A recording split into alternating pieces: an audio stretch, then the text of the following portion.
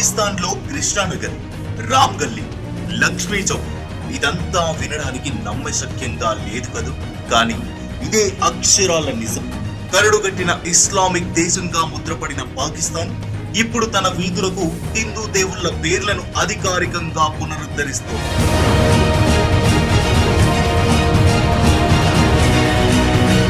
మరి మన దేశంలో పరిస్థితి ఏంటి?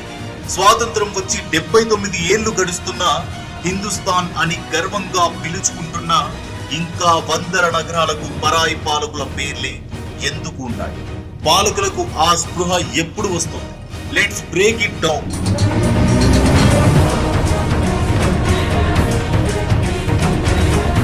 లాహోర్ వారసత్వ ప్రాంత పునరుద్ధరణ ప్రాజెక్టు కింద పంజాబ్ ముఖ్యమంత్రి మరియం నవాజ్ ప్రభుత్వం ఈ సంచలన నిర్ణయం తీసుకుంది.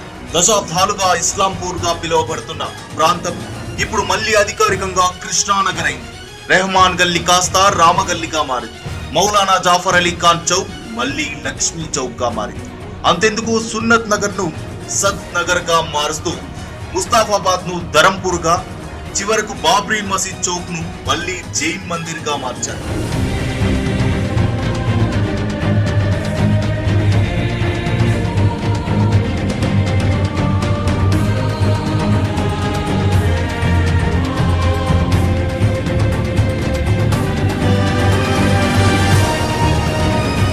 పంతొమ్మిది 1947 దేశ విభజనకు ముందు లాహోర్ కేవలం ముస్లింల నగరం కాదు, అది మహారాజా రంజిత్ సింగ్ పాలించిన సిక్కు సామ్రాజ్యానికి రాజధానిగా ఉండేది.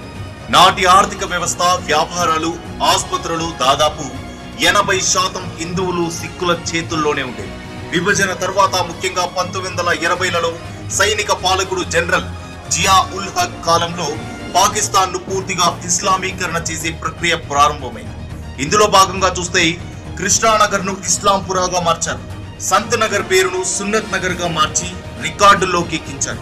ఇక ప్రభుత్వం రికార్డుల్లో పేరు మార్చి బలవంతం చేసినప్పటికీ స్థానిక పాకిస్తానీలు, ఆటో డ్రైవర్లు, వ్యాపారాలు దశాబ్దాలుగా ఇప్పటికీ ఆయా ప్రాంతాలను కృష్ణానగర్, సంత్ నగర్ అనే పిలుస్తూ వచ్చారు. పోలీస్ స్టేషన్ బోర్డులు మార్చినా ప్రజలు ఇచ్చే ఫిర్యాదుల్లో కృష్ణానగర్ అనే పేరు రాసివ్వాలి. ఇక విభజన తర్వాత బలవంతంగా మార్చిన పేర్లను స్థానిక ప్రజలు ఇప్పటికీ పాత పేర్లతోనే పిలుస్తుండటంతో పాక్ ప్రభుత్వం ఈ నిర్ణయం తీసుకోక తప్పలేదు.